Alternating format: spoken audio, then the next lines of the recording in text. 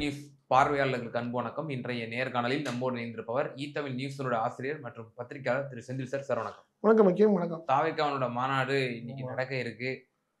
ஒரு நாள் முன்னாடியே சாரசாரியா மக்கள் வந்து அங்க வந்து குவிஞ்சிட்டாங்க. பயங்கரமான ஒரு மீடியா ஹைப் நம்ம பாக்குறோம். வேற எந்த செய்தியும் நம்ம பார்க்கவே முடியல. முழுசா சுத்தி ஒரு சின்ன ஏதாவது ஒரு கீரல் விழுந்தா கூட அதை ஒரு ஃபோக்கஸ் பண்ணி காட்டி ஃபிளாஷ் நியூஸா போட்டுடுறாங்க. இப்போ அந்த மாநாட்டை ஒட்டி திரு சீமான் அவர்கள் காலைல ஒரு பிரஸ் மீட் ஒன்று கொடுத்திருந்தாரு ஏர்போர்ட்ல. அதுல கடுமையான விமர்சனத்தை திரு விஜய் மேல வைக்கிறாரு. கொள்கையற்ற ஒரு சந்தர்ப்பவாதமா இருக்கு உங்களுடைய கருத்து அப்படின்ற மாதிரி விமர்சனம் வச்சாரு. அதை தொடர்ந்து வேலை வெட்டி இல்லையா இவங்களுக்குலாம், பரவாயில்ல தாவேக்கா மாநாடு ஒரு நாள் முன்னாடியே வந்துட்டாங்களா ஆட்கள் அப்படின்ற மாதிரி ஒரு கேலி செய்யும் துணியில கடுமையான ஒரு விமர்சனம். ஏற்கனவே தொடர்ந்து விமர்சனம் பண்ணிட்டு திரு சீமான். அங்க இருக்கக்கூடிய தாவேக்கா தொண்டர்கள் ஒரு பக்கம் கோஷமிடுறாங்க, சீமான் ஒழிக அப்படின்னு சொல்லி. இந்த ரெண்டு பேருக்கு மத்தியில இந்த சண்டை எப்படி சார் பாக்குறீங்க? இல்ல உண்மைதானே, அவர் சொன்ன ஒரு வார்த்தை நல்ல வார்த்தை. கொள்கை இல்லாத ஒரு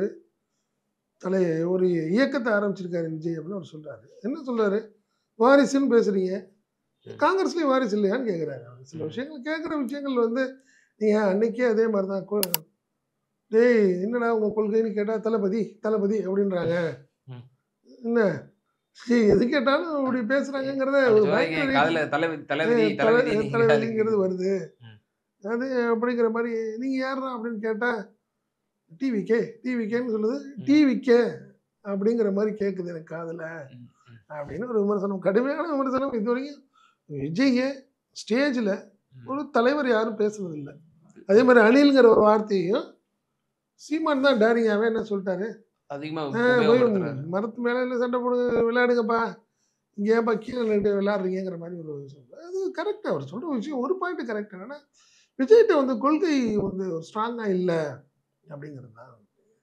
வாரிசு அரசியல்னு பேசுறீங்க, நீங்க மன்னர் அரசியல் பேசுறீங்க, மன்னர் ஆட்சி முறைங்கிறீங்க. இது காங்கிரஸ் தானே வந்தது, சோனியா காந்திக்கு அப்புறம் ராகுல் காந்தி, இப்போ நேருல இருந்து சொல்றாரு, நேருல இருந்து இந்திரால இருந்து இப்ப இருக்க தெரிஞ்ச பசங்களுக்குன்னு வைங்க. இப்ப இருக்கிறத நீங்க விட்டுருங்க, மன்னர் இப்ப தெரிஞ்ச ஆட்களுக்கு அப்படி பாத்தீங்கன்னா சோனியாக்கு அப்புறம் ராகுல். வயநாட்டுல கூட நீங்க ஏன் வந்து பிரியங்கா காந்தி நிக்க வச்சாங்க? அதுதான் சொல்றேன். நீ இது மாதிரி அது ஒரு அது அவருக்கு கேட்கிற வார்த்தைகள் வந்து நீங்க பேசுறப்ப எல்லாத்தையும் ஒன்னா பேசு. ஊழல்னு பேசுறீங்கன்னா ஊழலுக்கான ஒரு தலைவர் வந்து ஒரு முதலமைச்சர் வந்து ஜெயிலுக்கு போனது அதிமுக தான். ஏன் அதை பத்தி பேச மாட்டேன், பேர் குறிப்பிடல அவரு சொல்றாரு. அப்ப அதை கண்டிக்க மாட்டீங்க அப்படிங்கிறது ரெண்டு கேட்கிற கேள்வி இரண்டுமே ஒரு சரியான பொருத்தமான கேள்வியா தான் இருக்குன்னு வச்சுங்களேன். பட் அவருக்கு ஒரு விஷயம், நீங்க தமாகவுடைய வளர்ச்சிங்கிறது தனக்கான வீழ்ச்சி அப்படின்னு நினைக்கிறாரு. அது மறைமுகமான அந்த ஒரு விஷயத்துக்கு தான் முன்னாடியே ஸ்டாண்டா அவர் என்ன பண்ணிடுறாரு, ஒரு தடுப்பு போட்டு வச்சிடுறாரு. அதுக்கு இன்னொரு வார்த்தை கூட சொல்றாரு, அந்த கட்சியில இருக்கிறவங்க எல்லாமே நண்பர் நண்பிகள், என்னட்ட இருக்கிறவங்க எல்லாம் தம்பிகள் தங்கைகள் அப்படிங்கிற ஒரு வார்த்தை. ப்ரோங்கிறத சொல்ற விஷயத்தையே அவர் நக்கலா பேசினாரு. அதனால இந்த விஷயம் பொறுத்த வரைக்கும் சீமானுடைய விமர்சனம் சரியா தான் பார்க்கப்படுது அரசியல் பார்வையாளர்களால. அப்படிதான் நான் பாக்குறேன். என்ன மத்த எல்லாம் விஜய பேசுறதுக்கு ஒரு கொஞ்சம் யோசிக்கிறாங்க. திமுகவே பாத்தீங்கன்னா பெருசா பேர் சொல்லி விமர்சனம் பேசுறது.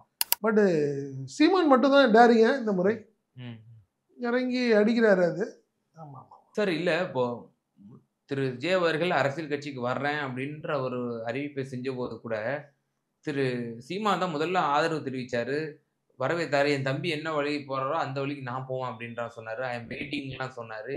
இவ்வளவு வானலாவிய புகழ்ச்சி கொடுத்ததும் திரு சீமான் தான்.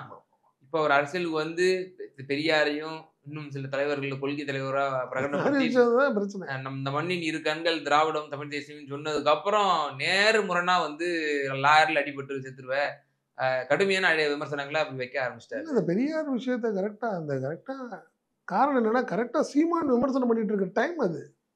கொள்கை ரீதியா வந்து எங்களுடைய தலைவர்கள் அப்படிங்கிற மாதிரி கொள்கை தலைவர்கள்னு சொன்னதுல பெரியார் ஃபர்ஸ்ட் வந்துடுறாரு. ஸோ ஆட்டோமேட்டிக்கா எனக்கு அவருக்கு விமர்சனம் ஆட்டோமேட்டிக்கா கான்ட்ரடிக்ஷன் வந்துருச்சு அப்படிங்கிறத ஒத்துக்கிட்டார். யாரு சீமான் ஒத்துக்கிட்டாருன்னு வச்சுங்களேன். அது ஒரு விஷயம். நீங்க அடுத்த கட்டத்துக்கு இப்போ அவர் கேட்குற ஒரு விஷயம் என்னன்னா, திமுக விமர்சனம் பண்ற, அதிமுக ஏன் விமர்சனம் பண்ண மாட்டேங்கிற, பிஜேபி விமர்சனம் பண்ற, காங்கிரஸ் ஏன் பண்ண மாட்டேங்கிற அப்படிங்கிற 2 கேள்வி விஷயங்கள்ல அவங்க 2 பேரும் ஒரு கான்ட்ரடிக்ஷன் வந்துருச்சு. அதுல முரண் வந்துடுது. அதை தாண்டிய விஷயங்கள் யங்ஸ்டர்ஸ், யங் நியூ ஓட்டர்ஸ் அந்த விஷயத்துல வந்து சீமான் அடி வாங்குறாரு. விஜயோடைய என்டர் வந்து கண்டிப்பா சீமானுக்கு ஒரு பாதிப்பை ஏற்படுத்தும். அதுல ஒன்றும் மாற்றம் இல்லை.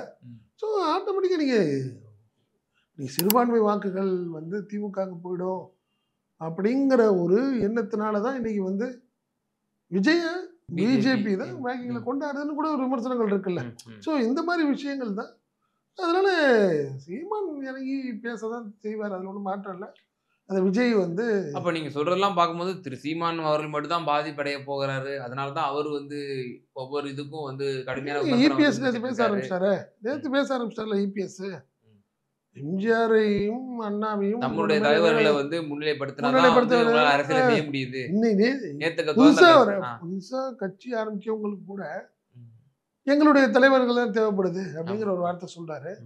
கண்டிப்பா அவருக்கு மிக நம்ம பலமுறை இதை பேசிட்டோம். நம்ம விஜயுடைய வருகை, விஜயுடைய சுற்றுப்பயணம், விஜய் வந்து ஃபீல்டுக்கு வர வர பாதிப்புங்கிறது அதிமுகவுக்கு மிகப்பெரிய பாதிப்பை ஏற்படுத்தும் அப்படிங்கிறதுல மாற்று கருத்து இல்லை. காரணம் என்னன்னா இந்த கலகலப்பா இருக்குது, கலந்து ஒரு மாதிரி, அதாவது ஒரு டிஸ்டர்பா இருக்கிறது ஏடிஎம்கே தான். தலைவர்கள்ட்ட ஒரு ஒற்றுமை இல்லை. புரியுதுங்களா? யாரு எடப்பாடிக்கும் அடுத்த 2ஆம் கட்ட தலைவர்களுக்கெல்லாம் ஒரு அதிருப்தியில் இருக்கு. இதெல்லாம் வந்து விஜய்க்கு வந்து மிகப்பெரிய ப்ளஸ்ஸா போகும். இப்போ இந்த சமயத்துல எடப்பாடி பழனிசாமி அவர்கள் தாவேகாவோடு சற்று விலகி இருக்கணும் அப்படின்னு அவர் இந்த கருத்தின்படி நம்ம பார்க்கணுமா? அல்லது விஜய் இந்த புகைப்படங்கள் மூலியமாக நான் அதிமுக ஆப்ஷன் இன்னும் ஓப்பன்ல தான் வச்சிருக்கேன் அப்படின்ற ஒரு செய்தி அவர் சொல்றாரா? இல்ல எனக்கு தெரிஞ்சு விஜய் வந்து அதிமுக ஆப்ஷனை ஓப்பன் பண்ணி வச்சிருக்காருங்கிறத. என்ன பல முறை பார்த்தீங்கன்னா விஜயகாந்த் கூட எம்ஜிஆரை வந்து தன்னுடைய குருவாகவும் பல பொதுக்கூட்டங்களில் பேசியிருக்காரு.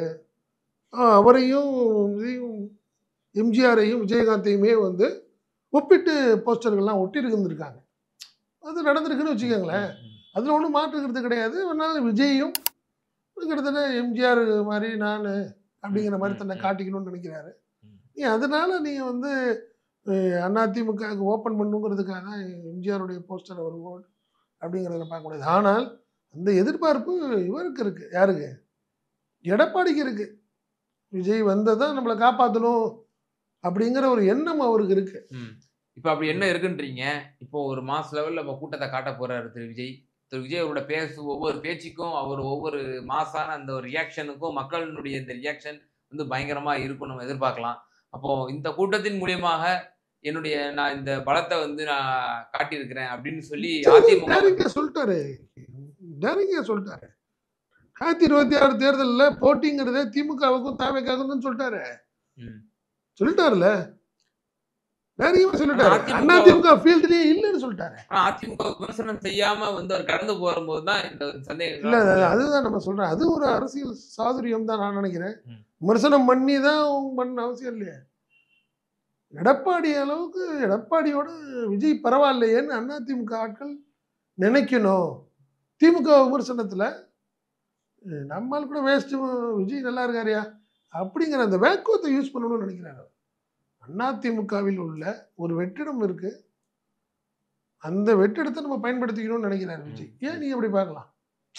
நீங்க விமர்சனம் பண்றதுங்கிறது அப்புறம், விமர்சனம் பண்ணாம திமுக விமர்சனம் பண்றப்போ அதிமுகங்கிறது திமுகவுக்கு எதிரான ஒரு கட்சி, திமுகவுக்கு எதிரான தொண்டர்கள் தான் அதிமுகவில் இருக்கிறாங்க. அதை நம்ம பர்ச்சேஸ் பண்ணுறதுக்காகவும் அவங்கள சாட்டிஸ்ஃபை பண்ணுறதுக்காகவும் கூட இருக்கலாமே. ஆமாம், அப்படி தான் நான் பார்க்குறேன். நான் அது மாதிரி தான் பார்க்குறேன். பட் அதிமுக கூட்டணி வைக்கணுங்கிற ஒரு எண்ணத்துலலாம் இல்லை. அதிமுக வாக்குகளை கவரும். என்ன, ஜெயலலிதாங்கிற ஒரு பெரிய ஆளுமை திமுகவை டேரிங்க எதிர்த்தாங்க. அந்த அளவுக்கு எடப்பாடிட்ட ஒரு திமுகவை எதிர்க்கக்கூடிய ஒரு பெரிய லெவலில் அவர்கிட்ட ஒரு பலம் இல்லை அப்படின்னு அதிமுக தொண்டர்கள் இன்னைக்கு நினைக்கிறாங்க. அதை பயன்படுத்தணும்னு நினைக்கிறார். ஓகே சார், நிறைவான ஒரு கருத்து. இப்போவே ஓவராலாக வந்து தொண்டர்கள் வந்து குடும்பிட்டாங்க. இன்னும் விஜய் இன்னும் வரணும், இன்னும் பல முன்னணி நிர்வாகி பேசிய பிறகு தான் அவரும் கடைசியாக பேசுவார். ஸோ எப்படியும் ஒரு 7:30க்குள்ளார வந்து முடிக்கணும் அப்படிங்கிற மாதிரி தலைவர்கள் இருக்காங்க. பேசுறதுக்கு தலைவர்கள் இருக்காங்களா என்ன? இல்ல, கடந்த இதெல்லாம் பேசினாங்க இல்லையா? யாரு பேச போறாங்க? ஆனந்த் இருக்காரு, ஆதவர்ஜுனா இருக்காரு. சரி, அப்படியே எடுத்துங்க. எத்தனை தலைவர்கள்? ஒரு 3 பேர் இருப்பாங்களா? அவ்வளவுதான். அதை தாண்டி வேற ஆள் இல்லையே அவர்கிட்ட. விஜய் ஷோ நீங்க நல்லா பாருங்க, ரேம்போ போட்டு ஆட்டோமேட்டிக்கா ஃபேஷன் ஷோ மாதிரி என்ன விஜய் போயிட்டு வர்றது மாதிரி தான் வச்சிருக்காங்களே ஒழிய அதுல வந்து ஆதவ அர்ஜுன் போவாரா? இல்ல திரு விஜய் இல்ல இல்ல, விஜய் மட்டும் தான் போறாரு, அவ்வளவுதான். நீ அதனால முழுக்க தவேக்காங்கிறது விஜய்க்கான கட்சி. விஜய் இல்லைன்னா தவேக்கா. நல்லா யோசிச்சு பார்த்தீங்கன்னா தெரியும், திரு மு க ஸ்டாலின் அவர்களும் ஒரு பிரம்மாண்டமான ஒரு மாநாட்டை போடுவாரு. அந்த மாநாட்டில் கூட திரு மு க ஸ்டாலின் மட்டும் தான் அந்த இதுல நடப்பார். இல்ல இல்ல இல்ல இல்ல, அது நீங்க சொன்னது வந்து நமக்கு நாம என்ன ஒரு ஒரு அது என்ன சொல்றது, அது ஒரு சுற்றுப்பயணம் வச்சிருந்தாங்க. இல்ல திருச்சியில போட்ட மாநாட்டிலுமே இல்ல அதுதான் சொல்றேன், அந்த மாதிரி தான் அந்த மாதிரி ஒரு இது பண்ணாங்க. மற்றபடி எல்லா மாநாடுங்கிற பேர்ல ஸ்டாலின் மட்டும் தான் பேசினாரா?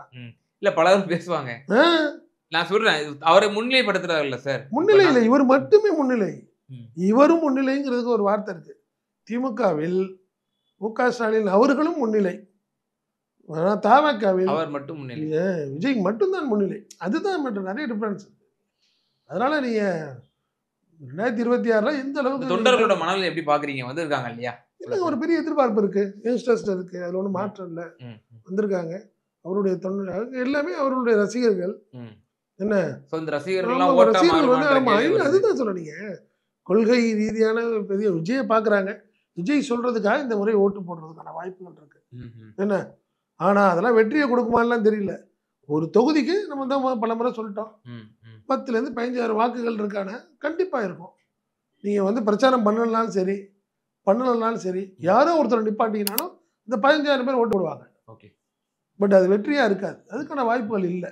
2026 விஜய்க்கான ஒரு ஆண்டா இருக்க வாய்ப்பு இல்லை, அப்படிதான் நான் பார்க்குறேன். நிச்சயமா சார். தவேகாவோட மாநாடு இன்னும் சிறிது நேரத்தில் வந்து துவங்க இருக்கு.